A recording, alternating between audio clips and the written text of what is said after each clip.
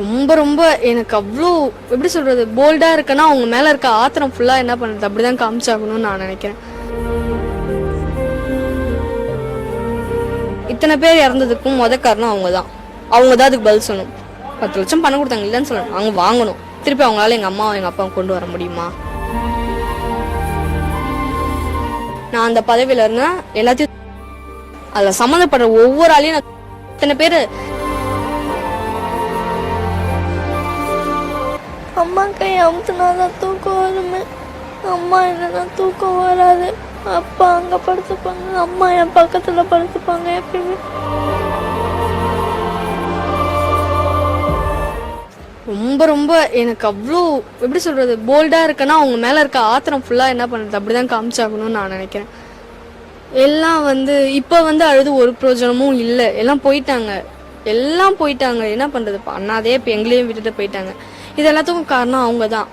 அவங்கள சொல்லி அவங்களுக்கும் சொல்ல முடியாது, நம்மளும் சொல்ல முடியாது. நம்ம வாங்கி குடிக்காத கம்முன்றதா இவங்களுக்கும் வேற சூழ்நிலை. 60 ரூபாய் அங்க 250 ரூபா வேஸ்ட் பண்றதா இங்க 2 வாங்கி குடிச்சு போனா முடிஞ்சிருச்சு. 60 ரூபாய் 120 ரூபாயோட முடிஞ்சிருச்சு அப்படின்ற சூழ்நிலையில தான் எங்க அப்பாவால முடியாது. ஏன்னா ஃபர்ஸ்ட் சின்ன வயசுல இருந்து ரைட் ஹேண்ட் யூஸ் பண்ணிட்டு திடீர்னு ஒருத்தவங்களை லெஃப்ட் ஹேண்ட்னா யாராலையுமே தாங்க முடியாது. ரொம்ப அதனால அந்த பெயின் ரொம்ப தூக்க முடியாது. அவுட்டர்ல தொங்கணும், அங்க கீழே பார்த்தோம் ஐயோ குழந்தைங்க ஞாபகம் வரும், எங்க அம்மா ஞாபகம் வரும்.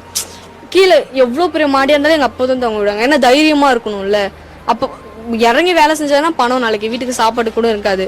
அந்த அளவு கீழே பார்த்தாலே பயம் இருக்கும். குடிச்சா அது ஒன்றும் தெரிஞ்சுக்கூடாது. நம்ம மட்டும் ஏதோ ஒரு ஞாபகத்துல இருந்து நம்ம பெயிண்ட் அடிச்சு கீழே இறங்கலாம். அதனாலதான் எங்க அப்பாக்கு அந்த குடி பழக்கமெல்லாம் இருக்காது. எங்க அப்பாக்கு அந்த பழக்கமும் அந்த விற்கிறவங்க தான் நான் என்ன பண்ணியிருப்பேன். நான் ஒரு பதவியில நான் இருந்தேன்னா, சப்போஸ் நான் தான் எல்லா முடிவும் நான் எடுக்கணுன்ற பதவியில நான் இருந்தேன்னா இத்தனை பேர் இறந்ததுக்கும் காரணம் அவங்க தான். அவங்க தான் அதுக்கு பதில் சொல்லணும். 10 லட்சம் பணம் கொடுத்தாங்க இல்லைன்னு சொல்லணும், அவங்க வாங்கணும். 10 லட்சம் படத்தை கூட திருப்பி தந்துடுறேன். எங்க அம்மாவுக்கும் எங்க அப்பா தான் நான் கொடுத்துட்றேன். திருப்பி அவங்களால எங்க அம்மாவும் எங்க அப்பாவும் கொண்டு வர முடியுமா? 24 தாட்டி ஜெயிலுக்கு போயிட்டு இருக்காது. இதோட 24 தாட்டி, இத்தனை மாதிரி 23 தாட்டி போயிட்டு வந்ததால திருப்பி வெளியே வர முடியாதா? நான் அந்த பதவியில இருந்தேன்னா எல்லாத்தையும் அதுல சம்மந்தப்படுற ஒவ்வொரு ஆளையும் இத்தனை பேரு பாவமே பண்ணாத இத்தனை பேர் உயிரோட இருந்து நல்லா வாழ்ந்தவங்களே போயிட்டாங்க. நீங்க வாழ்ந்து பாவம் செஞ்சு எதுக்கு உயிரோட இருந்துகிட்டு? இத்தனை குடும்பத்தை அழிச்ச பேர் உங்களுக்கு தானே. நீங்க எதுக்கு இருந்துட்டு போயிடுங்க, அவ்வளவுதான். நானா இருந்தா அம்மாவும் அப்பாவும் எங்கன்னு கேட்டு ஹாஸ்பிட்டலுக்கு போயிருக்காங்கன்னாங்க. அதுக்கப்புறம் நியூஸ்ல பார்த்ததான் நாங்களே தெரிஞ்சுக்கிட்டோம். அம்மா பேரும் அப்பா பேரும் நியூஸ்ல வந்துச்சு. பக்கத்து வீட்டுக்காரங்க எங்க பாட்டி இவங்க மாதிரி சொன்னாங்களே.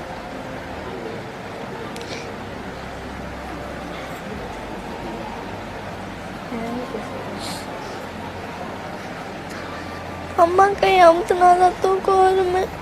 அம்மா இல்லைன்னா தூக்கம் வராது. அப்பா அங்கே படுத்துப்பாங்க, அம்மா என் பக்கத்தில் படுத்துப்பாங்க எப்பயுமே.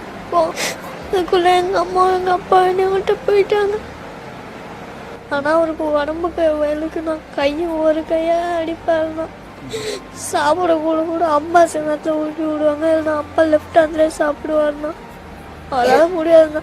இப்போ குடிச்சா கூட டக்குன்னு படுத்து தூங்கிடுவாருண்ணா. எங்கள் அம்மா கையால் தானே டெய்லி சாப்பிடுவாங்க. சாப்பாடு செய்யணும்னா வீட்டில் சண்டை வாங்குவாங்கண்ணா.